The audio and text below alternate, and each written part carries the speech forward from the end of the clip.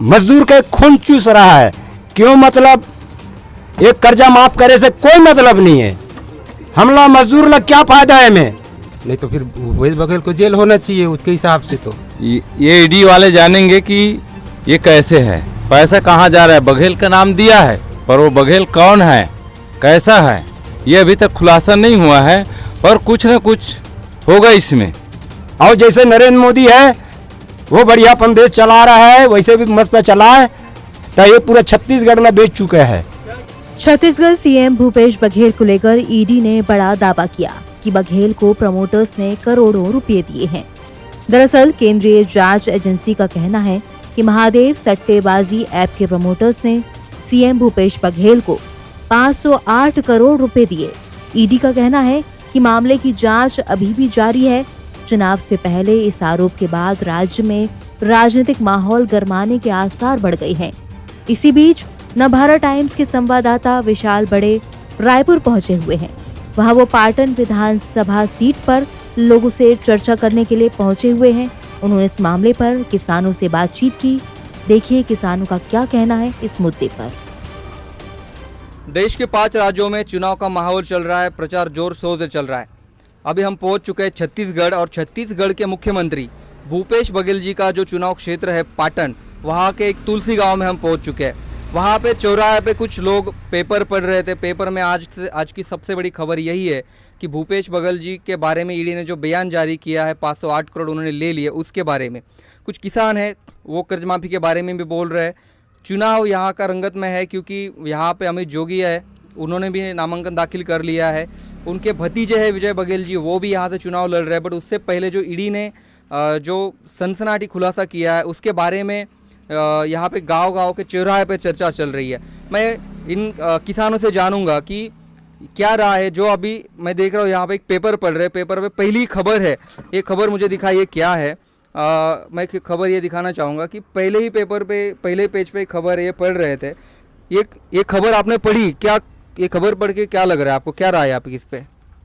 ये खबर पढ़ के ये लग रहा है कि कुछ न कुछ कनेक्शन है, पर ये ईडी वाले जानेंगे कि ये कैसे है, पैसा कहाँ जा रहा है। बघेल का नाम दिया है पर वो बघेल कौन है, कैसा है, ये अभी तक खुलासा नहीं हुआ है, पर कुछ न कुछ होगा इसमें, ये संभव लग रहा है। पर ये जानेंगे कि जांच वाले जानेंगे कैसा होगा, क्या होगा, कुछ कनेक्शन होगा। यदि कनेक्शन नहीं तो सीएम महोदय कह दे, उनके ऊपर दावा आपत्ति कर दे मानहानि का कि मेरे ऊपर ज़बरदस्ती आरोप लगाया गया है।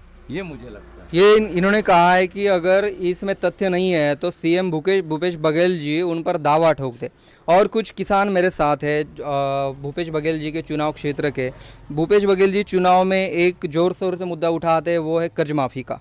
और ऋण माफ़ी जो की है उन्होंने पिछले बार भी की थी, अभी घोषणा की है। कुछ किसान हैं उनको कर्ज माफ़ी क्या लगता है मैं पूछूंगा। अभी कर्ज माफ़ी फिर से होने वाली है, पिछले बार भी हुई थी, आपको क्या फ़ायदा हुआ है? एक कर्ज अब माफ में ना छत्तीसगढ़ में बेच चुका थे कांग्रेस सरकार जो बने चुके तो ये पूरा मजदूर के खून चूस रहा है। क्यों? मतलब एक कर्जा माफ करे से कोई मतलब नहीं है। हमला मजदूर लग क्या फायदा है हमें? आप 10 एकड़ 20 एकड़ 100 200 एकड़ खेत रखे कर्जा ले लिया है, हमारा 1 एकड़ आधाई करके हम लोग क्या फायदा है हमें? इस कर्जा माफ ना होना चाहिए। और जैसे नरेंद्र मोदी है वो बढ़ियापन देश चला रहा है, वैसे भी मस्त चला है। तो ये पूरा छत्तीसगढ़ में बेच चुके हैं। ये मजदूर कह रहे हैं कि इसका फ़ायदा खेती को हो रहा है, बट मजदूर है, हम मेरे पास खेती नहीं है, मजदूर बहुत है इस राज्य में, तो हम मजदूर को क्या फ़ायदा हो रहा है। और कुछ है यहाँ पे उनके चुनाव क्षेत्र के लोग, उनसे बात करेंगे। अभी आपने सुबह वो न्यूज़ पढ़ी, उसमें क्या क्या लिखा था? मैं पढ़ा नहीं हूँ, फिर मोला जौन अभी डाल ये करे है जौन भूपेश ये मतलब ये पकड़ा है ओकर गलत है, मतलब वो रद्दा थोड़ा सा गलत है। काग बारे में कैसे तेल वो पढ़िया मन ज़्यादा जानते हैं, फिर मोर ओकर रद्दा थोड़ा सा गलत लगा थे, यही बात है। जो ईडी ने खुलासा किया है, जारी किया है, वो गलत लग रहा है। 508 करोड़ रुपए का जो है हमें गलत लग रहा है, ऐसा लोग बता रहे हैं। अभी और कुछ लोग हैं जो ये खबरें पढ़ रहे थे और आपस में चर्चा चल रही थी, जो हमने आप सुनी और उनके पास हम रुके और उनकी राय लेने की सोची। और कुछ लोग हैं जो पेपर पढ़ रहे थे, भूपेश बघेल जी के पास बारे में बातें कर रहे थे, उनसे भी जान लेते। आपने खबर पढ़ी है? हाँ जी सर, पढ़े ना सर। क्या लगा खबर पढ़ने के बाद? देखिए अभी चुनाव 3 दिन बचा है, 7 तारीख को चुनाव है।